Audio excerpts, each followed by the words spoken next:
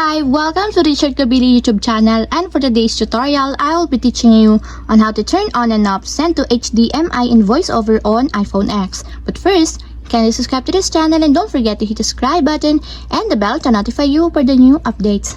And let's start. Using your iPhone X, from your home screen first, go to Settings. Then in the Settings, scroll down and find the Accessibility, then tap. Then in the accessibility, go to vision section and then tap the voiceover. Then after that, in the voiceover, scroll down and then tap the audio.